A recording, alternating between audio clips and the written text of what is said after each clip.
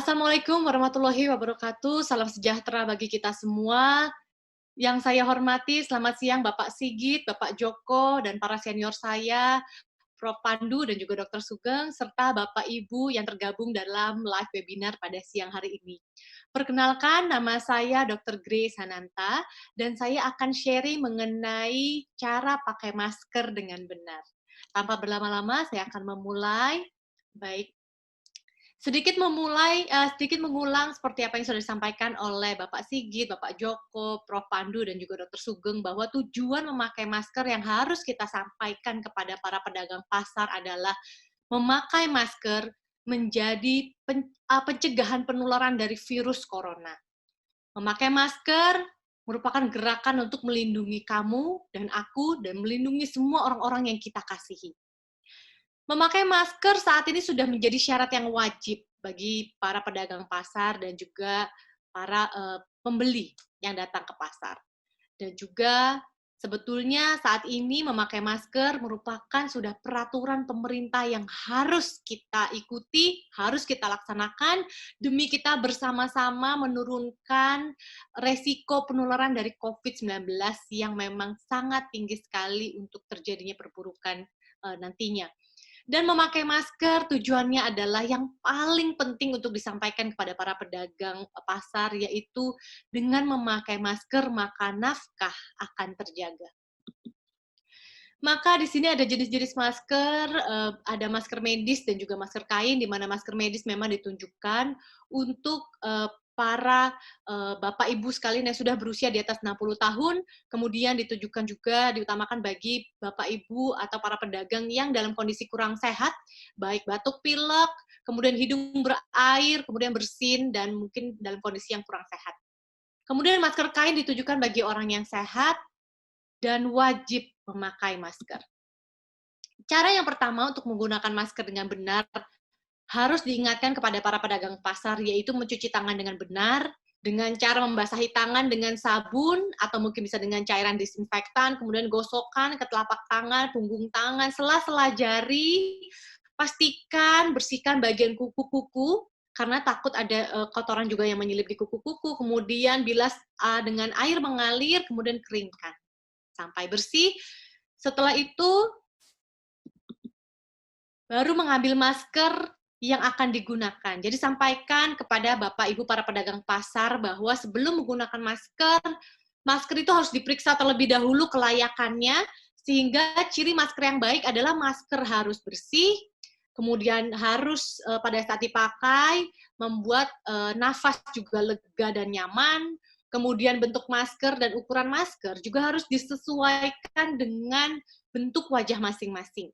Apabila mungkin ada yang terpaksa membawa anak-anaknya untuk bekerja berdagang di pasar, maka Bapak Ibu sekalian harus mengingatkan kepada mereka bahwa anak-anaknya pun harus memakai masker.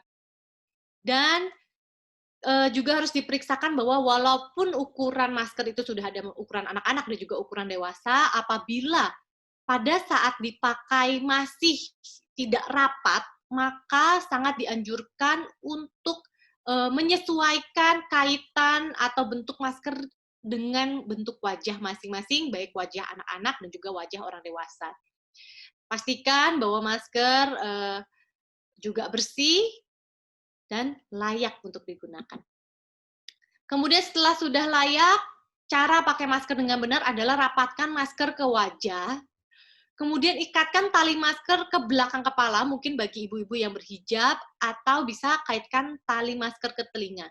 Jadi posisikan masker agar masker harus menutup rapat area hidung, area mulut, dan juga area dagu. Pastikan sekali lagi untuk dapat bernafas dengan lega, sehingga pemilihan dari bahan masker juga harus diperhatikan agar kita dapat bernafas dengan nyaman. Setelah dipakai, sudah posisi dengan benar, ingatkan kembali kepada para pedagang pasar untuk jangan memakai masker yang kotor atau basah. Pada saat uap airnya mungkin pernafasannya sudah membasahi kain masker, maka harus segera diganti.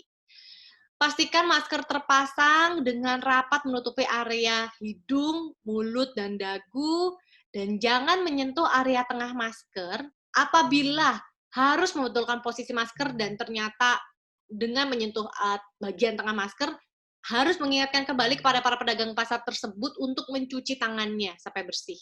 Ya, jadi jangan menyentuh area tengah masker karena area tengah masker adalah area yang terkontaminasi. Kemudian jangan menaruh masker di bawah hidung, tadi sudah diingatkan oleh Prof. Pandu, dan juga jangan menaruh masker di bawah dagu karena dengan cara tadi yang saya sebutkan dapat membuat masker Anda terkontaminasi dan juga membuat Anda dapat tertular dari COVID-19. Jangan membuat masker Anda ini apabila sudah lembab tidak diganti karena mendengar peraturan harus mengganti setiap 4 jam. Nah, itu salah.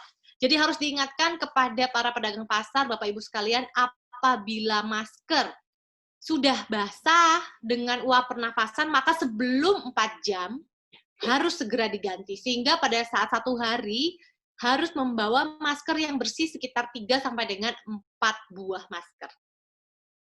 Kemudian, cara melepas masker dengan benar, pastikan cuci tangan terlebih dahulu atau menggunakan cairan disinfektan, lepaskan kaitan ikatan masker, baik ikatan di belakang hijab maupun kaitan di telinga, lepaskan masker secara hati-hati. Harus ajarkan kepada para pedagang pasar untuk hanya menyentuh bagian kaitan masker saja dan siapkan satu kantong khusus atau satu wadah khusus untuk menaruh masker-masker yang telah dipakai. Ya, seperti ini. Baik untuk dibuang ataupun untuk dicuci kembali dengan air dan juga deterjen.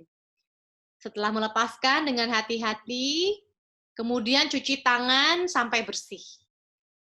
Pada saat sudah sampai di rumah, masker-masker yang telah dipakai, dicuci, dimasukkan ke dalam satu ember berisi air dan juga deterjen, rendam dulu selama 30 menit.